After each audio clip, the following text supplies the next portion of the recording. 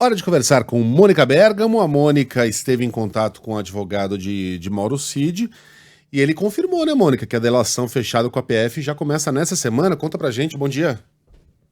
Bom dia a todos. A delação do Tenente-Coronel Mauro Cid deve avançar nessa semana com a entrega dos primeiros dados, o Megali, do que deve ser um alentado relato sobre os crimes que ele próprio cometeu e sobre os crimes que ele vai atribuir a outros personagens, né? Do que seria outros personagens que integrariam essa organização criminosa, entre eles o ex-presidente Jair Bolsonaro. Eu conversei com o advogado do Tenente-Coronel, o Dr. César Bittencourt, que me diz que a delação mesmo começa nessa semana, porque o que foi feito até agora, Megali, na Polícia Federal, foram relatos genéricos, né, sobre o que o militar pode entregar às autoridades em troca de ver diminuídas as penas que ele teria que cumprir. Então, pode falar sobre isso, pode falar sobre aquilo, pode falar sobre tal inquérito, sobre tal episódio. E o mais importante, Megali, é que as informações que ele vai dar, ao contrário da expectativa inicial do ex-presidente Jair Bolsonaro e de bolsonaristas,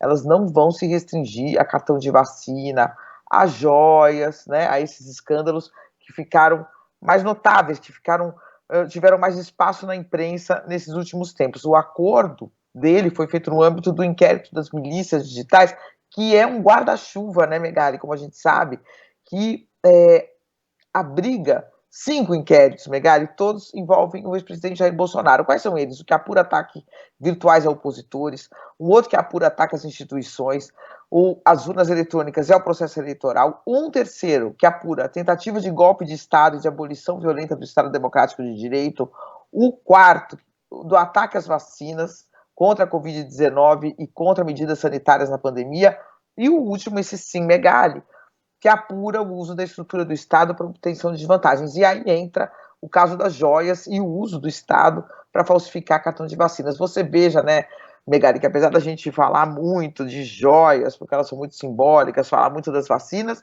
são 5 investigações, e talvez a mais grave delas, no entendimento do Supremo Tribunal Federal, seja a tentativa de abolição do Estado Democrático de Direito, tentativa violenta de abolição do Estado Democrático de Direito. Aí resta saber, né, Megali, se nessa delação, que vai ser ampla, né, posto que o tenente-coronel, ele era o braço direito do Bolsonaro, ele participava de todo o seu governo, ele cuidava das contas pessoais do Bolsonaro, ele cuidava dos telefonemas, o próprio Bolsonaro disse, se eu falei com o Putin, vai estar lá no celular do tenente-coronel Cid. Então, sendo ampla dessa forma, resta saber, né, o Megali, se nessa delação vai ter só o Bolsonaro, ou se ele vai falar de generais do Exército, de militares, porque a gente não pode esquecer que que ali em torno do quartel-general ficaram acampados, com a permissão do Exército, milhares de pessoas que agora, inclusive, vão ser, essa semana, julgadas no Supremo Tribunal Federal por tentativa de golpe, né, pelo 8 de janeiro. Então, será que o tenente-coronel Mauro Cid vai falar de militares? É a expectativa, é o que se espera também, que não fique só, bom, é o Bolsonaro e ponto final, apesar de o Bolsonaro ser, obviamente, a figura principal. Então, é nessa semana que começa, de fato, a pingar, né, as informações do Mauro Cid. Até agora não tem nada ali com provas e relatos. Tem relatos, mas ele vai ter que mostrar provas, mostrar documentos, mostrar mensagens, fazer mais do que simplesmente falar, Megali. Ô, Mônica, eu acho que a grande dúvida minha, e suponho que a de todo mundo também, é a de como se dará a materialidade, né, dessas provas apresentadas pelo Cid, porque a polícia já tem tudo. Tem celular, tem troca de e-mail, né? O Cid, como a gente falava aqui no feriado, não é exatamente um gênio do crime. Ele não apagou nada, ele deixou lá todas as pegadas bem claras.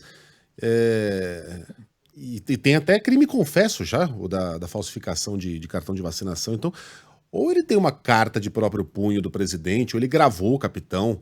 Então, como é que ele vai além do palavrório, né? Além de apontar o dedo e Ele, falar, foi ele? Essa é uma dúvida que tá pairando por aí. a gente não sabe se tem todos os documentos, a gente não sabe o que ele teria de prova. Ele vai ter que ter, né, o Megali?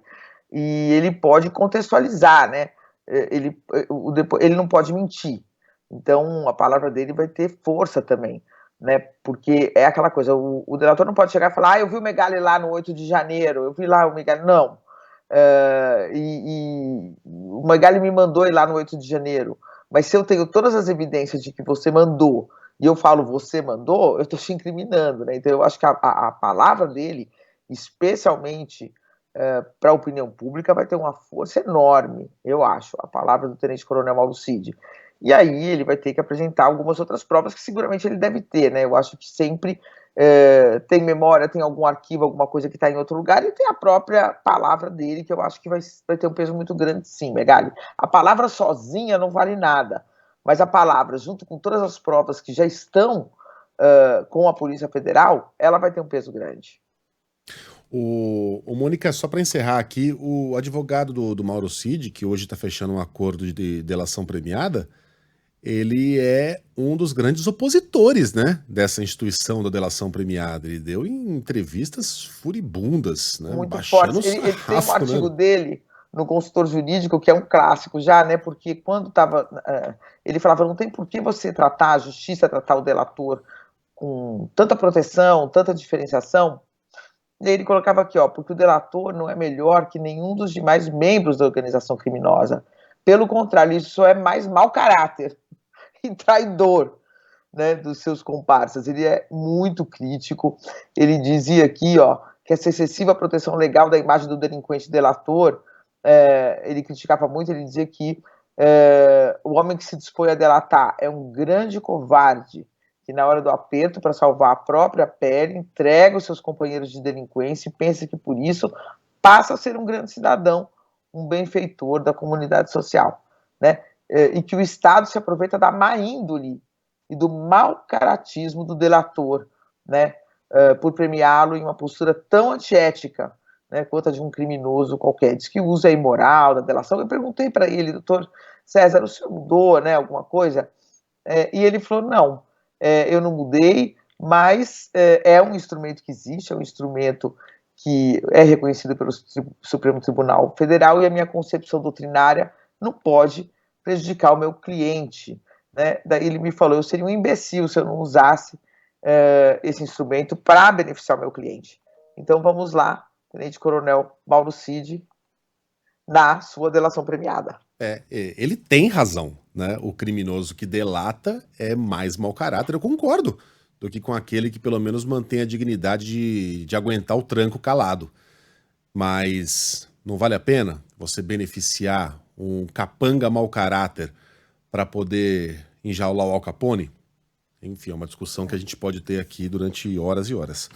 Mônica, a gente ia começar hoje o nosso Piores Irmãos do Mundo, mas em respeito a Carla Bigato, né, uma das idealizadoras desse quadro, a gente vai segurar para a semana que vem. Espero que nosso ouvinte não fique tão chateado com a gente. Até porque chegaram boas histórias chegaram ontem. Boas histórias. Ontem não, na semana passada. Chegaram. Mas tá tudo atrasado também. Então vamos nessa. Mônica, beijo para você, até amanhã. Até, já. Beijo, até.